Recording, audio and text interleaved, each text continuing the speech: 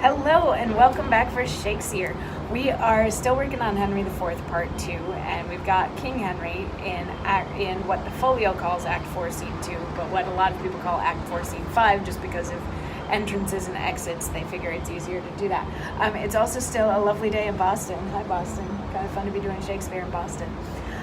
So anyway, this scene started out with Prince Hal coming in, and he thought that his dad was dead, so he took the crown and he went into the other room, and then his dad wakes up because he wasn't dead yet, and he's like, where's my crown and where's my son? And the king's people find Prince Hal in the next room, and he's crying and he's upset, and they bring him in, and the king is like, I told you you were worthless, you took my crown, you couldn't even wait like 30 minutes for me to die.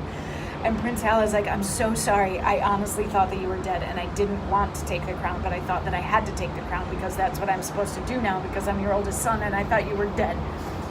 And King Henry replies, oh, my son, heaven put it in thy mind to take it hence, that thou mightst join the more thy father's love, pleading so wisely in excuse of it.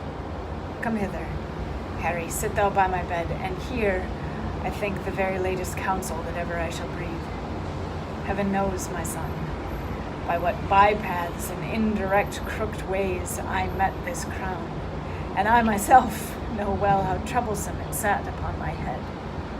To thee it shall descend with better quiet, better opinion, better confirmation, for all the soil of the achievement goes with me into the earth. It seemed in me, but as an honor snatched with boisterous hand, and I had many living to upbraid my gain of it by their assistances, which daily grew to quarrel and to bloodshed, wounding supposed peace.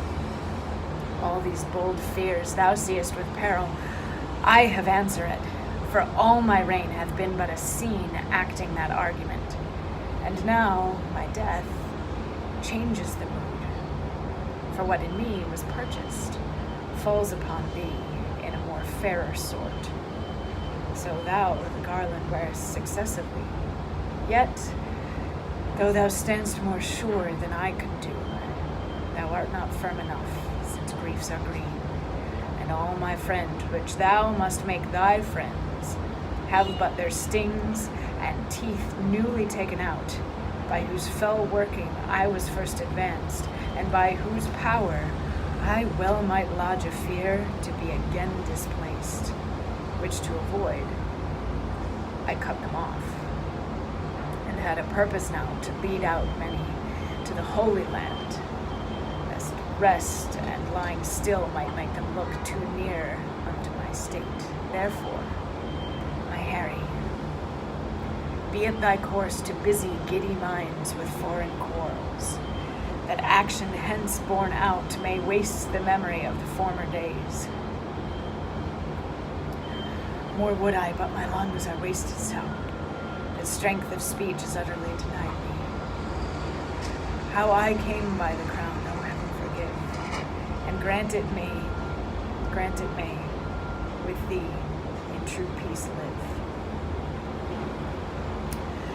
So, at the very end of things, as King Henry is dying, he forgives his son and gives him some advice saying, keep the people distracted with wars so that they don't look too closely at whether or not you should actually be king, which, diversionary tactics and gaslighting, is that going to lead to the best kingdom?